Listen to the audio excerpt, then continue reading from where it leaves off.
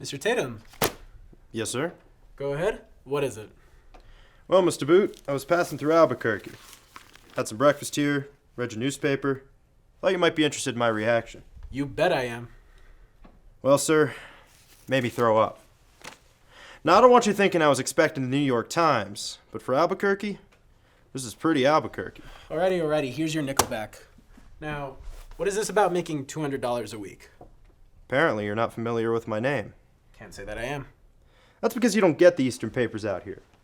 I thought maybe once in a while someone would toss one out of the Super Chief, and you might have seen my byline. Charles Tatum. I've worked in Chicago, worked in New York, Detroit. What about the 200? I'm getting to that, Mr. Boot. I'm a $250 a week newspaperman.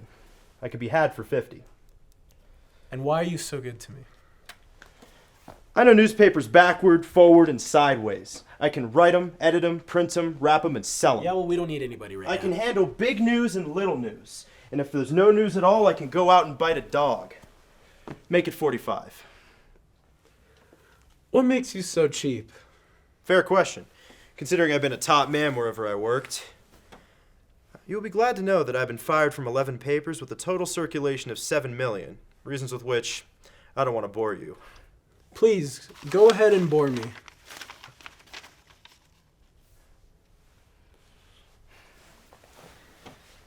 I'm a pretty good liar.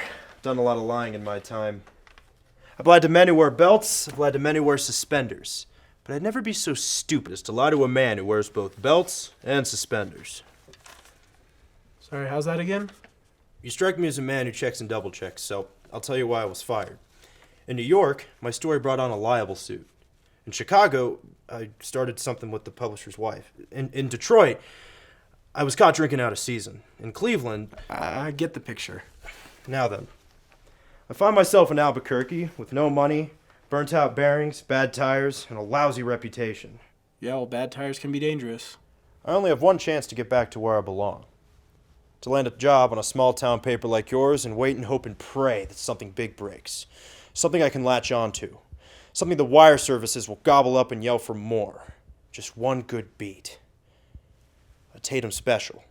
And they'll roll out the red carpet because when they need you, they forgive and forget. But until then, Mr. Boot, you'll have yourself the best newspaperman that you could ask for. At 40 per. When do I start? Don't push.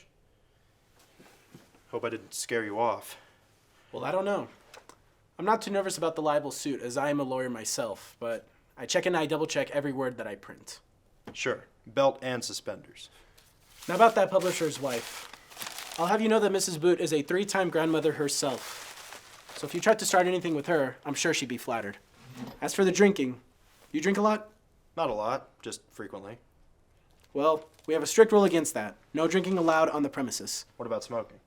Well, of course. Oh, and I pay $60 a week in this shop. I'll take it. Sorry.